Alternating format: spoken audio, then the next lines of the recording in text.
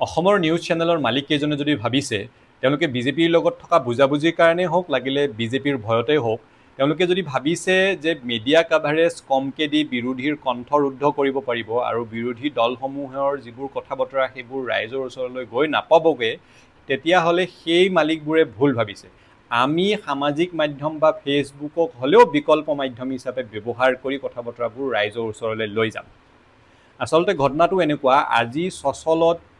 অসম সন্মিলিত মৰ্চাৰ উদ্যোগত বিক্ষোভ কাৰ্যসূচী আছিলে মূলতঃ তিনিটা বিষয়ক লৈ এই বিক্ষোভ কাৰ্যসূচী আজি ৰূপায়ণ কৰা হৈছিলে 2024 চনৰ 31 ডিচেম্বৰলৈকে যে এই অবৈধ বিদেশীক ৰঙা দলিচা পাৰি অসমত সংস্থাপন কৰাৰ তেওঁলোকৰ বিজেপিৰ কুচকাৱাজ তাৰ বিৰুদ্ধে আছিলে অসমৰ মাটি উচ্ছেদ কৰি সেই উচ্ছেদিতৰ মাটিসমূহ বহিৰাগত বনিয়াক গতাই দিয়াৰ বিৰুদ্ধে আছিলে আৰু অসমৰ মুখ্যমন্ত্ৰীকে ধৰি অসমৰ মন্ত্ৰী বিধায়কসকলৰ যি পৰিয়ালকেন্দ্ৰিক দুৰ্নীতিতে তেওঁলোকে সম্পত্তিৰ পাহাৰ গঢ়িছে সেই দুৰ্নীতিবোৰৰ বিৰুদ্ধে মূলতঃ এইকেইটা বিষয় লৈ আজি বিক্ষোভ কাৰ্যসূচীটো আছিলে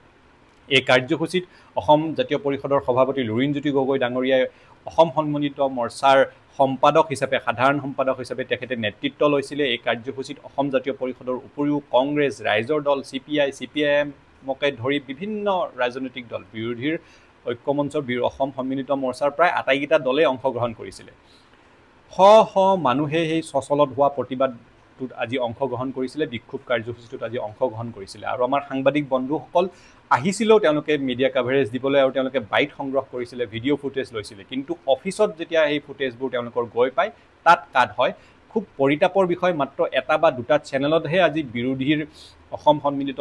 মৰ্চাৰ যি বিক্ষোভ কাৰ্যসূচী সেই কাৰ্যসূচী আজি মিডিয়া কাভাৰেজ দেখিবলৈ পালোঁ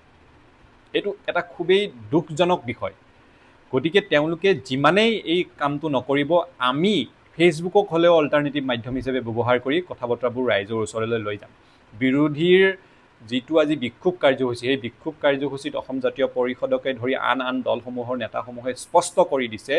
যে বিজেপিৰ যি এই ৰঙা দলিচা পাৰি দিয়াৰ কুচকাৱাজ 2024 চনৰ 31 ডিচেম্বৰলৈকে যে তেওঁলোকে অবৈধ বিদেশী আনিব খুজিছে সেইটো অসমবাসী ৰাইজে কেতিয়াও মানি নলয় অসমৰ মাটি উচ্ছেদ কৰি বহিৰাগতক গতাই দিয়া কাৰবাৰ কেতিয়াও মানি নলয় আৰু